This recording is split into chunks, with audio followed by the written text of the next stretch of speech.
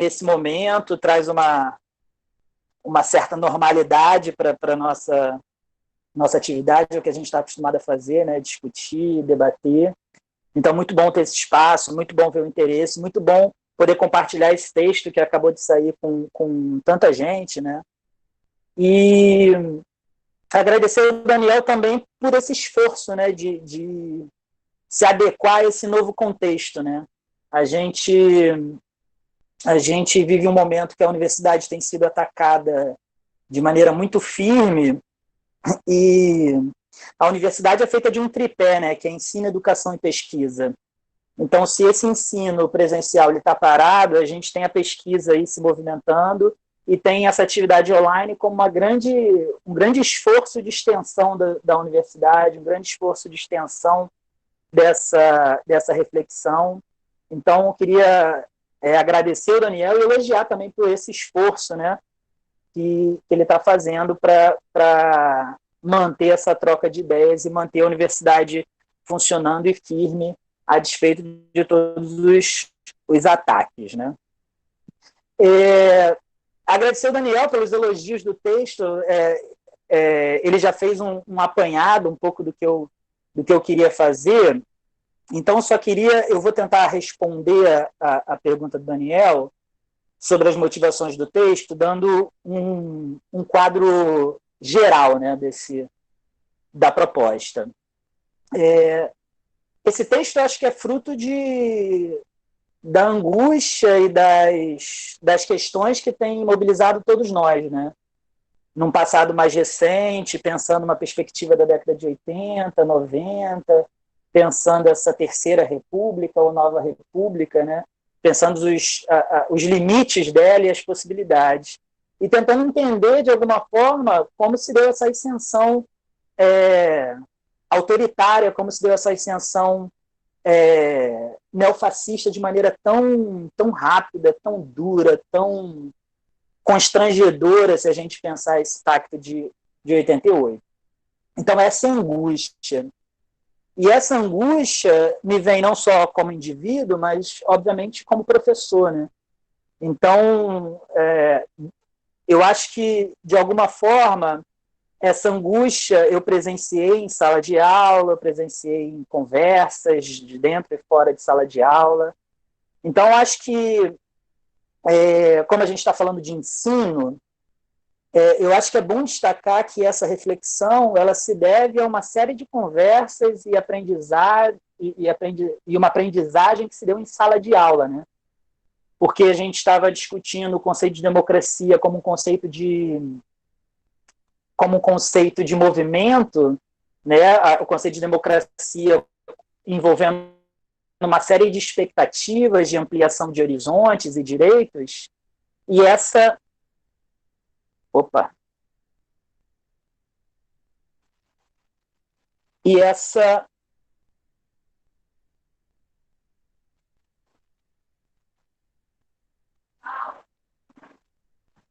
Opa, deu uma travada aqui.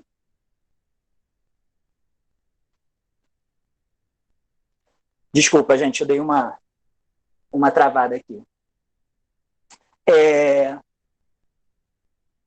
Então, essa expectativa de ampliação da democracia, eu acho que uma forma mais prática de experienciar isso foi a sala de aula, né? A sala de aula me parece um lugar por excelência dessa pluralidade, dessa divergência, desses encontros e desencontros. A sala de aula, de alguma forma, ela pode ser uma espécie de metonímia dessa sociedade, né? Um microcosmo dessa sociedade. E eu estou falando de uma sala de aula que perpassa o ensino público, privado, em diferentes regiões, cortando diferentes classes, gêneros, pensando toda a complexidade de uma sala de aula, né? Então, acho que pensar a democracia e os limites dessa democracia tem a ver com essa experiência de sala de aula. E aí, como o Daniel já falou, a nossa referência imediata é 88, com o nosso pacto constitucional, que a gente pode discutir se ele está ou não em vigor, né? O nosso grande... um grande paradigma, né? Virou uma grande panaceia da década de 80, não à toa, porque tem muita mobilização social, tem tem muita mobilização, tem muito afeto envolvido, tem uma série de projetos, mas, por outro lado, também tem uma série de obstáculos, né, que o Daniel já colocou, como o PMDBismo, a transformação do Congresso em constituinte, a ideia de conciliação. Então, me parece que a gente investiu demais nessa Constituição de 88, ao mesmo tempo que a gente tem uma série de permanências que são extremamente duras, né? Se a gente pegar os dados da violência, por exemplo, contra negros e mulheres, a juventude negra, e os dados de violência contra mulheres aumentaram, né, nos últimos anos. Eu estava vendo alguns dados hoje. Então, a gente tem uma democracia, digamos, formal, que está lá pautada na Constituição de 88, mas a gente tem uma série de gargalos aí, a gente tem uma série de silêncios, a gente tem uma série de permanências que informam essa ideia de democracia também. Então, eu acho que a ideia de alargar essa democracia, como o Daniel falou, é uma ideia de complexificar essa sociedade, né? É pensar que a democracia ela está intermitentemente aberta a novas demandas, a novos horizontes, ela se constrói nesse movimento, né? Então, a ideia não é reificar uma democracia que está lá no papel em 88, mas pensar as possibilidades que a gente tem de esgarçamento dessa democracia dentro do quadro de experiência política que a gente vem vivenciando na década de 80, 90, 2000, nos governos petistas e até pós-2013 e 2014. Então, um pouco isso, né? E essa democracia que não é capaz de representar as inúmeras ausências que ela abarca, né? Eu acho que essa é a crítica que a gente tem que fazer, essa democracia, e aí eu estou pensando no Rancière, ela mostra para a gente esse paradoxo, né, da ideia de representação política. E aí ela mostra para a gente, ao mostrar a dificuldade de representação, como no limite da experiência cotidiana, a gente tem direitos vazios para homens e mulheres invisíveis, né? Então, é um pouco esse o lugar que eu estava tentando falar, desse problema que eu estava partindo, né?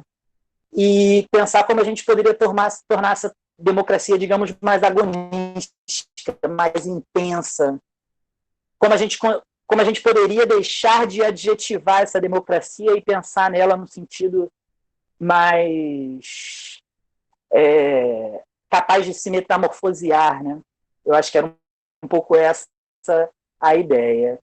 E aí me parece que, dentro dessa perspectiva mais formal da democracia, né, os ritos e as formas da democracia, o autoritarismo ele se baseia numa certa forma de se relacionar com o tempo, que é através desse sentimento nostálgico que o Daniel também colocou, mas eu queria falar rapidamente, porque essa nostalgia ela não é necessariamente uma nostalgia passadista ou restauradora, né? Eu estava usando o texto da Svetlana Boym e a ideia era pensar como esse passado pode ser fascinante, como essa própria fantasia do passado ela fascina esses indivíduos no presente. E aí significa dizer que uma nostalgia restauradora, que me parece que é a que nós vivenciamos, ela torna o passado um lugar da simplicidade, da felicidade, um lugar onde tudo se encaixa, né? E aí é o que o Daniel também tinha tocado, pensando simplicidade como antípoda à ideia de complexidade, né? Me parece que as demandas por democracia hoje exigem uma complexificação da sociedade, em todos os movimentos, né? Todos os movimentos sociais hoje exigem essa complexificação. E o passado me parece ser um lugar de simplificação, um lugar de segurança para essas pessoas que não querem lidar de maneira mais efetiva com essas diferenças. Então, a gente não está falando de uma nostalgia que pode gerar reflexão. de uma nostalgia que pode gerar algum tipo de orientação ou de consciência crítica. A gente está falando de uma nostalgia restauradora, né? Então, na economia sentimental do conservadorismo, essa indeterminação do futuro revalida o passado como lugar da simplicidade. E essa nostalgia, essa economia sentimental do conservadorismo, não necessariamente pensa esse passado como uma totalidade ou como um todo coerente, né? Ele pode pensar simplesmente fragmentos. E eu acho que aí é um problema, né? Porque a gente tem uma experiência colonial, a gente tem uma experiência elitista, a gente tem uma experiência patriarcal, a gente tem uma experiência de violência sistemática, né? A gente não pode pensar o passado brasileiro sem pensar a gestão metropolitana da violência ou a experimentação biopolítica da escravidão. Então, tem um problema muito grande em resgatar ou louvar esse passado. E isso me parece que, de alguma forma, não se dá de maneira ingênua. Então, é importante demarcar essa ideia da nostalgia como uma espécie de evasão do presente. Porque o futuro se encontra indeterminado. E porque as pessoas não têm nenhum tipo de orientação muito clara para agir nessa perspectiva mais conservadora. Então, a ideia é que na atual conjuntura, essa nostalgia implica um duplo sentido. Né? O primeiro é a reação ao processo de complexificação, e o segundo é uma evasão de um ambiente de múltiplas identidades. Né? Essa questão dos chamados movimentos identitários, que eu acho que nem cabe mais pensar nessa chave de identidades, como se a perspectiva eurocêntrica, como se a perspectiva dominante não fosse de alguma forma identitária, mas esses movimentos que buscam essa complexificação da realidade, eles geram essa tensão nessa estrutura, nessas verdades mais arraigadas.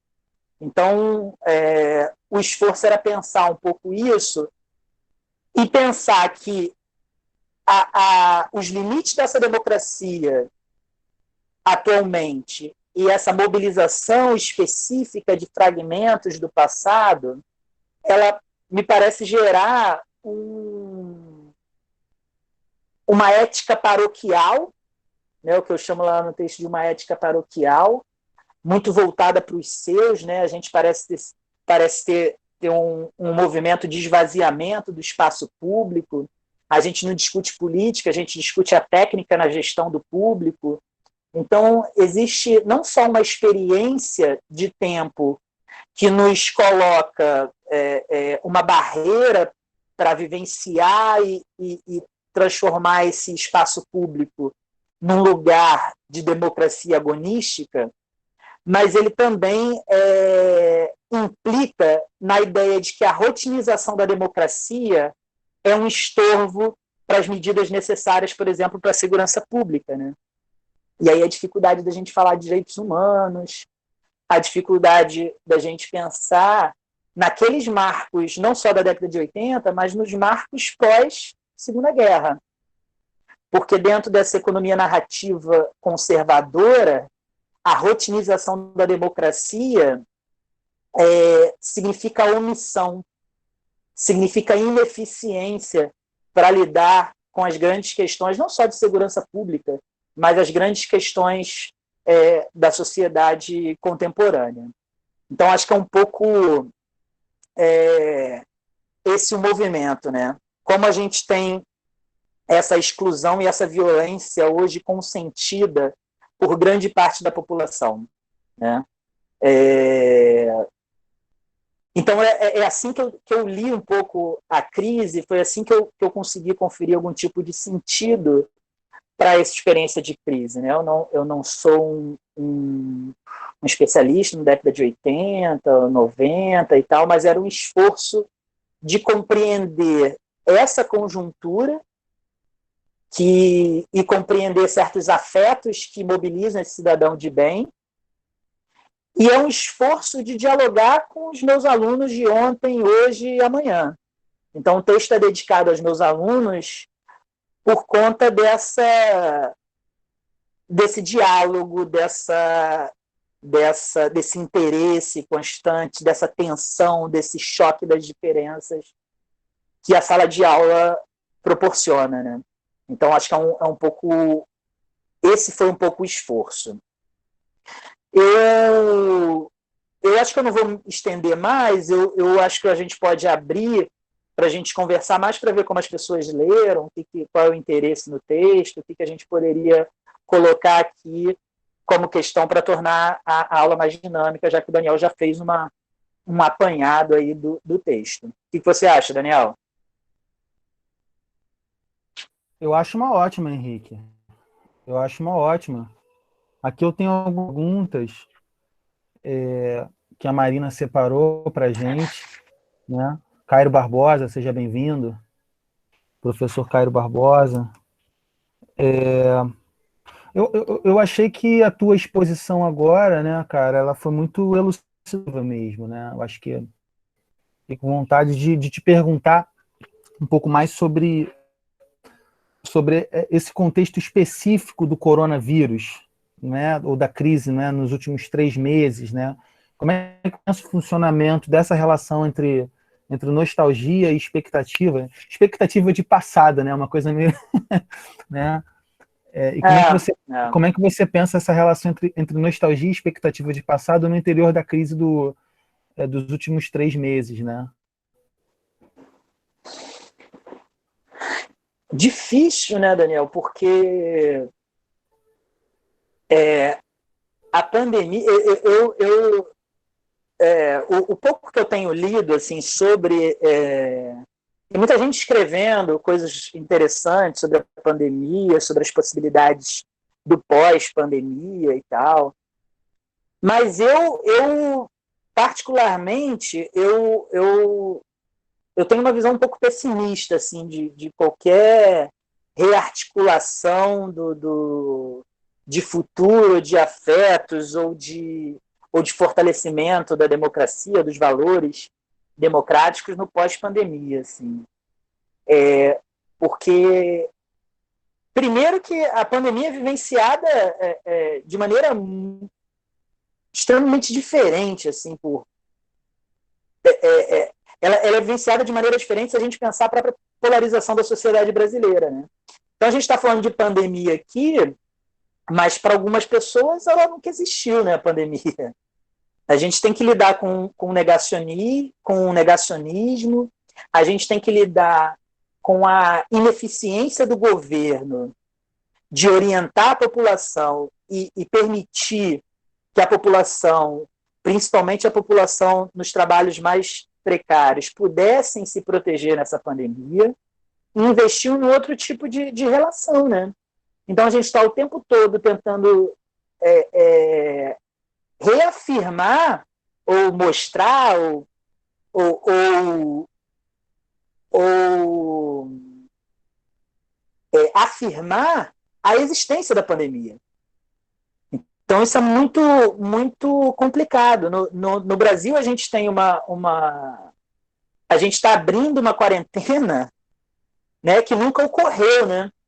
Então parece o Caetano, né? Tudo é construção e ainda é ruína no Brasil. A nossa quarentena foi isso, né? A gente está abrindo sem nunca ter fechado. E tendo que lidar com as desigualdades sociais que aumentam, com o precariado, com o ataque à educação. Então, eu acho que, dependendo de onde a gente estiver falando, a gente vai ter uma outra experiência de pandemia, né? Então, eu não vejo com otimismo no sentido de que a pandemia possa gerar uma reflexão, possa rasurar as ideias de desenvolvimento econômico, possa pensar formas mais sustentáveis. Claro que isso é um debate que está posto e poderia ser engendrado, fortalecido, mas nesse momento não me parece algo muito palpável, assim. Eu acho que acirrou ainda mais os ânimos, acirrou um certo egoísmo, essa certa privatização do público. As redes sociais representam isso, né? Então a gente fica, às vezes, a gente está discutindo o sexo dos anjos, né? Porque a gente está falando se tem ou não pandemia, e não discutindo a possibilidade de construir ou reconstruir a sociedade no pós-pandemia, né? Então acho que é muito difícil pensar assim. Mas, claro, que a oportunidade está colocada, né? A oportunidade está colocada. Sim, sim, Henrique. Eu acho que a oportunidade está colocada, né? Tem algumas coisas envolvendo o papel do Estado, não é, na gestão, não é da coisa pública, não é da necessidade. Eu penso que a gente pensa em outros paradigmas de desenvolvimento, né? De um ponto de vista internacional também, né? O modo como Coreia do Sul, Alemanha, Cuba, né? Alguns países lidaram com a crise sanitária, né? E outros, Brasil, Reino Unido e Estados Unidos, né? O que eles têm em comum, né? Né? Tem o Trump, o filho do Trump, e o filho bastardo do Trump, o Bolsonaro, né? Então, assim, eu fico pensando, né, que é uma oportunidade, né, da gente repensar esses paradigmas de desenvolvimento também, né? Claro, no que isso vai gerar para frente, aí a gente não consegue imaginar. Eu também não tenho nenhuma expectativa necessariamente positiva, mas também não negativa, né? Mas é um pouco disso, né, que eu acho que a crise sanitária está refazendo a gente pensar qual é o modelo de desenvolvimento que funciona num como esse, né, cara? E eu me lembro de uma boa reflexão do Abner nos ouve aqui, né, que ele fez um post em que ele comparou, não é, as máscaras dos equipamentos, né, do investimento bélico norte-americano no fortalecimento do exército, e aí os Estados Unidos sendo um dos países com maior incidência de casos, né, quer dizer, é o maior, né, revelando para o mundo a deficiência da sua saúde, né? E aí o quanto que isso foi decisivo agora, né? Então, como forma de pensar o modelo de desenvolvimento, a pandemia é enriquecedora, né? Pena que a gente está nela. Pena que a gente está vivendo ela. Eu ia propor que agora eu faça agora uma terceira fase, né, dos vídeos, né? E a gente continua mais na linha do debate. O Adriano está falando em disponibilizar, com certeza, vai estar no Face, vai estar no YouTube, tá? Os vídeos. Aí eu vou fechar só para a gente começar com as perguntas, tá? E aí eu volto a aparecer aqui na frente.